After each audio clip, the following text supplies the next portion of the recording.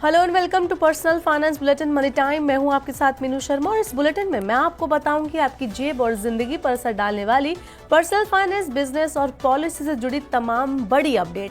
तो चलिए फटाफट शुरू करते हैं इस बुलेटिन में खबरों का सिलसिला।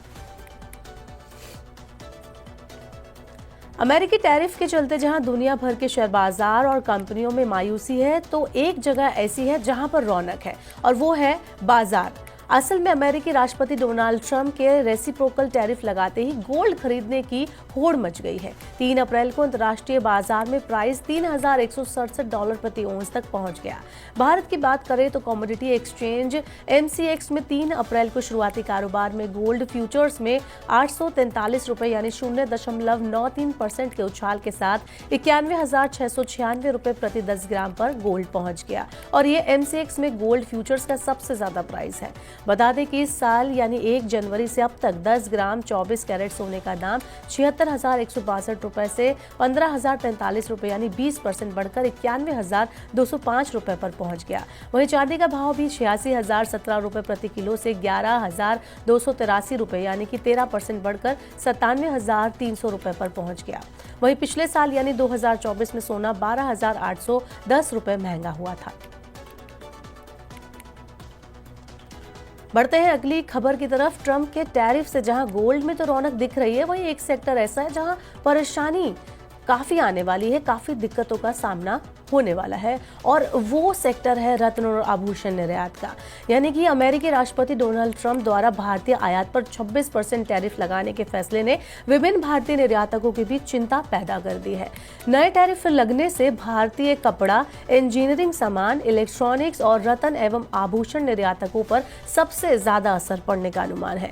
उन उद्योगों को उच्च लागत के कारण तत्काल चुनौतियों का सामना करना पड़ेगा, जिससे उनके लाभ मार्जिन में कमी आ सकती है और अमेरिका में उनकी बाजार हिस्सेदारी कम भी हो सकती है। बता दें कि अमेरिका भारत के सबसे बड़े आभूषण निर्यात बाजार में से एक है, जिसकी हिस्सेदारी लगभग 30% है। अमेरिका को भारतीय आभूषण निर्यात प्रति वर्ष $11 बिलियन से ज्यादा होता है। ऐसे में अमेरिका द्वारा टैरिफ लगाए जाने से भारत के रत्न एवं आभूषण उद्योग को नौकरियों के नुकसान का सामना करना पड़ रहा है। साथ ही बाकी सेक्टर भी चिंता में है। PPF अकाउंट होल्डर्स के लिए राहत भरी खबर आई है। अब PPF खातों में नॉमिनी अपडेट करने पर कोई भी फीस नहीं आपको देनी होगी। वित्त मंत्री निर्मला सीतारमण ने X पर पोस्ट कर ये जानकारी शेयर की। वित्त मंत्री ने बताया कि कुछ कारोबारी संस्थानों से नॉमिनी अपडेट करने के लिए शुल्क वसूले जाने की शिकायतें मिली थी। इस पर स्पष्टीकरण देते हुए उन्होंने कहा कि गवर्नमेंट सेविंग्स प्रमोशन एक्ट में किए गए हालिया संशोधन के तहत अब बिना किसी फीस के नॉमिनी अपडेट किया जा सकता है। वित्त मंत्री ने यह भी बताया कि अब PPF खाताधारक 4 लोगों को नॉमिनी के रूप में जोड़ सकते हैं। इससे ग्राहकों को ज्यादा लचीलापन और सुविधा मिलेगी। सरकार के इस फैसले से PPF निवेशकों को राहत मिलेगी और आर्थिक सुरक्षा सुनिश्चित करने में भी मदद मिलेगी। बचत योजनाओं में नॉमिनी बदलने या रद्द करने पर लगने वाले शुल्क को लेकर वित्त मंत्रालय ने 2 अप्रैल 2025 को एक अधिसूचना जारी कर इस बदलाव की घोषणा की है। सरकार के इस फैसले से PPF, सुकन्या समृद्धि योजना, वरिष्ठ नागरिक बचत योजना समेत अन्य छोटी बचत योजनाओं के खाता धारकों को राहत मिलेगी। इससे लोग बिना किसी अतिरिक्त खर्च के अपने खातों में नामांकित व्यक्ति को अपडेट कर सकते हैं या फिर चेंज कर सकते हैं। सेबी और RBI लगातार अपने नियमों पर सख्ती दिखाते जा रहे हैं। हाल ही में मार्केट रेगुलेटर भारतीय प्रतिभूति और विनिमय बोर्ड यानी सेबी ने HDFC बैंक को एक वार्निंग लेटर भेजा है। बैंक की कस्टोडियन गतिविधियों में कुछ नियामकीय दिशा निर्देशों के कथित उल्लंघन के कारण सेबी ने चेतावनी जारी की। HDFC बैंक की तरफ से दी गई जानकारी के अनुसार सेबी के द्वारा बैंकों के कामकाज पर समय समय पर निगरानी की जाती है और निरीक्षण किया जाता है। ऐसे ही निरीक्षण की कार्रवाई के बाद कुछ निर्देशों का पालन नहीं करने के लिए चेतावनी जारी की गई है।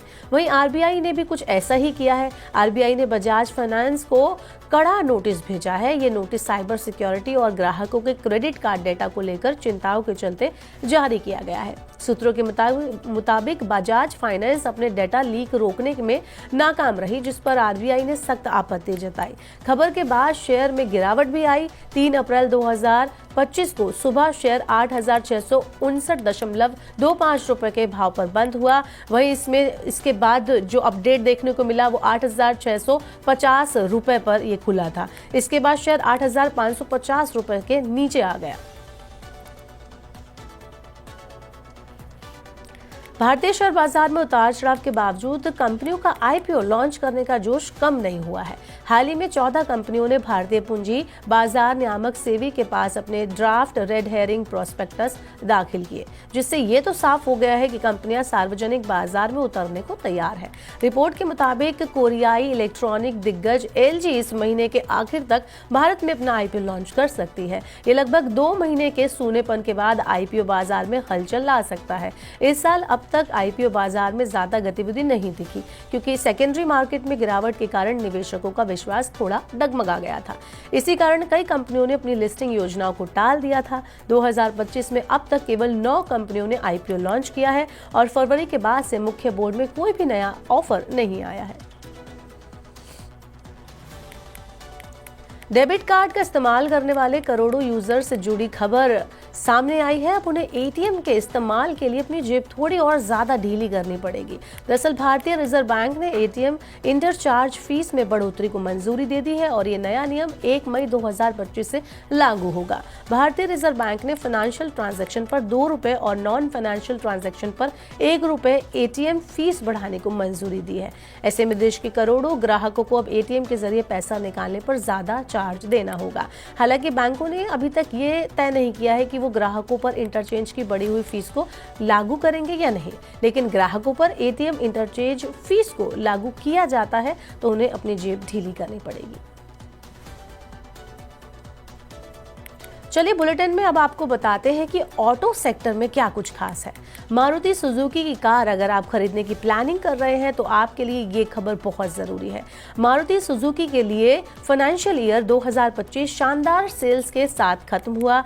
साल भर कंपनी की कारों ने बाजार में दबदबा बनाए रखा। फाइनेंशियल ईयर 2025 खत्म होने पर मारुति की 7 कार्स यानी कि 7 कारें टॉप 10 की लिस्ट में शामिल रही। लिस्ट में टॉप पर रही मारुति वैगनार, वहीं लिस्ट में Maruti Ertiga, Maruti Brezza, Maruti Swift, Maruti Baleno, Maruti Fronx और मारुति डिजायर भी शामिल रही। यानी हैचबैक, सेडान, एमपीवी, एसयूवी जैसे सभी सेगमेंट में मारुति ने टॉप किया।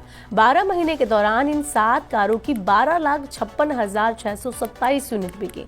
8th पोजीशन पर रहने वाली फ्रोंक्स ने अपनी सेल्स को बढ़ाकर सभी को चौंका दिया। आखिरी महीने में ये देश की टॉप कार बनकर इस लिस्ट में शामिल हो गई। ऑटो सेक्टर से जुड़ी अगली खबर है हीरो मोटोकॉर्प से जुड़ी। हीरो मोटोकॉर्प की सबसे भरोसेमंद और लोकप्रिय मोटरसाइकिल में से एक सुपर स्प्लेंडर अब नए अवतार में आने वाली है। हीरो सुपर स्प्लेंडर 2025 ये नई बाइक आधुनिक डिजाइन, शक्तिशाली इंजन और आरामदायक सवारी का बेहतरीन मिक्सअप होगी, जो इसे रोजमर्रा के इस्तेमाल और लंबी दूरी की ट्रैवलिंग के लिए ज्यादा बेहतरीन ऑप्शन बनाएगा। अगर आप एक ऐसी मोटरसाइकिल की तलाश में हैं जो किफायती होने के साथ साथ दमदार परफॉर्मेंस भी दे, तो नई सुपर स्प्लेंडर 2025 आपके लिए एक शानदार ऑप्शन साबित हो सकती है। और अब बुलेटिन के आखिर में देते हैं आपको शेयर बाजार का हाल। अमेरिकी राष्ट्रपति डोनाल्ड ट्रंप ने चीन और भारत समेत कई देशों पर रेसिप्रोकल टैरिफ यानी पारस्परिक टैरिफ लगाने का ऐलान किया है। इससे भारत के शेयर बाजार आज यानी गुरुवार को सहमे हुए नजर आए। भारतीय शेयर बाजारों में 3 अप्रैल को तेज उठापटक देखने को मिली। हालांकि सेंसेक्स निफ्टी निचले स्तर से सुधर कर बंद हुए। कारोबार के अंत में बीएसई सेंसेक्स 322.08 अंक यानी कि 0.42% की गिरावट के साथ 76,295.36 के लेवल पर बंद हुआ। वहीं एनएससी का 50 शेयरों वाला इंडेक्स निफ्टी 82.25 अंक यानी 0.35% घटकर 23,250.10 के लेवल पर बंद हुआ। गुरुवार को TCS, HCL technologies, tech Mahindra, Infosys और ओएनजीसी निफ्टी के टॉप लूजर रहे। वहीं power grid corp, sun pharma, UltraTech cement, Cipla और श्रीराम फाइनेंस निफ्टी का टॉप गेनर रहा। तो ये थी मनी टाइम में आज की तमाम बड़ी खबरें। वक्त हो गया आपसे विदा लेने का, अब आपसे होगी कल मुलाकात। पर्सनल फाइनेंस से जुड़ी खबरों को पढ़ने, सुनने, उनसे जुड़े खास कार्यक्रमों को देखने के लिए आप मनी 9 के यूट्यूब चैनल को जरूर सब्सक्राइब कर लें। साथ ही आज का हमारा मनी टाइम आपको कैसा लगा, नीचे कमेंट बॉक्स में अपना फीडबैक हमें देना ना भूलें। फिलहाल के लिए इस बुलेटिन में इतना ही। बने रहिए मनी 9 के साथ। नमस्कार, शुभ रात्रि।